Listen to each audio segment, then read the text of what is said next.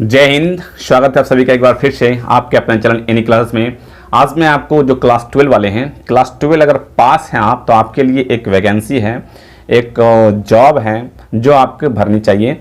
ये क्या वैकेंसी है इसको जान लेते हैं। और आप अगर इच्छुक हैं तो आप इसको भर सकते हैं। ये बहुत ही अच्छी जॉब है, बहुत ही अच्छी नौकरी है जो 12 पास है, जो 12 पास है। अगर आप इसके लिए एलिजिबल हैं तो इसको जरूर भरें, ठीक है। तो चलिए जानते हैं कि 12वीं पास हैं। अगर आप 12वीं पास हैं तो नेवी में नौकरी के लिए करें आवेदन। यस, अगर आप 12वीं पास हैं तो नेवी में नौकरी के लिए कर सकते हैं आवेदन। क्या कुछ चाहिए इसके लिए मैं आपको बता दूं कि नेवी में जो है एक वैकेंसी निकाला गया है जो 2500 पदों पर हैं। 2500 है और 2500 पद है जिसमें से आपको ये जॉब ऑफर किया जा रहा है। आप अगर इसमें एलिजिबल है तो आप इसको भर सकते हैं, ठीक है। कहा गया है कि भारतीय नौसेना में एंट्री की इच्छा रखने वाले युवाओं के लिए सुनहरा मौका है। जो इच्छा रखते हैं, जो युवा इच्छा रखते हैं उसके लिए सुनहरा मौका है। नौसेना ने आर्टिफिशियल अप्रेंटिस और सीनियर सेकेंडरी रिक्रूटर्स SSR के तहत नाविक के 2500 पोस्ट के लिए 26 अप्रैल से आवेदन आमंत्रित किया है। 26 अप्रैल से जो है आपका आवेदन शुरू कर दिया गया है। आप आवेदन कर सकते हैं, आप फॉर्म को फिलअप कर सकते हैं। ओके, इच्छुक उम्मीदवार भारतीय नौसेना की वेबसाइट ज्वाइन इंडियन नेवी, जो भारतीय नौसेना का वेबसाइट है वो सुन लें कि ज्वाइन इंडियन नेवी GOV, ठीक है, GOV इन पर जाकर आवेदन कर सकते हैं। ज्वाइन इंडियन नेवी GOV.in पर जाकर आवेदन कर सकते हैं और अंतिम तिथि 5 मई है। जो लास्ट डेट दिया गया है वो 5 मई दिया गया है। 26 अप्रैल से शुरू है और 5 मई जो है वो लास्ट डेट दिया गया है, ठीक है। जो भी है नौसेना के इच्छुक है कि मुझे नेवी में मुझे जाना है तो वो भर सकते हैं। इस पर कहा गया 5 मई है। आर्टिफिशियल अप्रेंटिस के 500 पद हैं। जो 2 पोस्ट है उसमें से एक के लिए 500 और दूसरे के लिए 2000 पदों पर भर्ती होनी है, ठीक है। अंक प्रतिशत की बाध्यता नहीं है, कोई भी अंक प्रतिशत की बाध्यता नहीं है, कोई भी इसको फिलअप कर सकते हैं। इसके लिए क्या कुछ क्राइटेरिया है जान लेते हैं कि आर्टिफिशियल अप्रेंटिस के लिए अभ्यर्थी को 12वीं 12 क्लास में मैथ, फिजिक्स व इनमें से कोई एक विषय में केमिस्ट्री, बायोलॉजी, कंप्यूटर साइंस में 60% अंक होना चाहिए। साइंस वाले के लिए है ये, ठीक है। मैथ, फिजिक्स व इनमें से कोई एक विषय में केमिस्ट्री, बायोलॉजी, कंप्यूटर साइंस में 60% अंक होना चाहिए।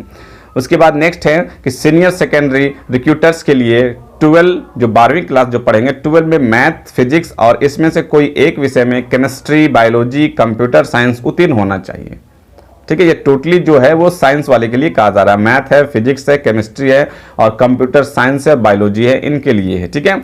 उत्तीर्ण होना चाहिए। इसमें अंक प्रतिशत की बाध्यता नहीं है। इसमें जो अंक प्रतिशत की बाध्यता इसमें नहीं है। किसमें?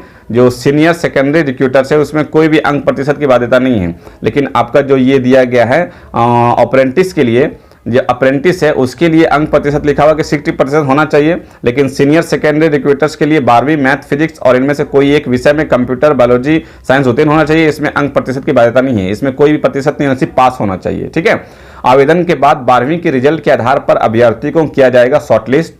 आवेदन करने के बाद जो 12 का जो रिजल्ट है आपका, उस रिजल्ट के आधार पर आपको शॉर्टलिस्ट किया जाएगा और आवेदन की अंतिम तिथि 5 मई है। और प्रक्रिया कैसे होगी? यह होगी चयन प्रक्रिया। आपको कैसे चुना जाएगा, आप कैसे एलिजिबल हैं कि नहीं हैं, आप फॉर्म फिलअप कर दे, उसके बाद आपको कैसे चुनकर आपको एग्जाम के लिए बुलाया जाएगा ये जान लेते हैं।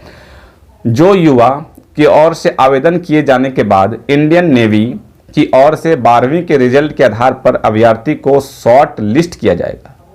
अभ्यर्थी को क्या किया जाएगा? शॉर्ट लिस्ट किया जाएगा। और अलग अलग राज्यों के लिए कट ऑफ अलग अलग हो सकता है क्योंकि वैकेंसी राज्यवार है। इसके बाद लिखित परीक्षा, फिजिकल फिटनेस टेस्ट और मेडिकल की जांच के लिए बुलाया जाएगा।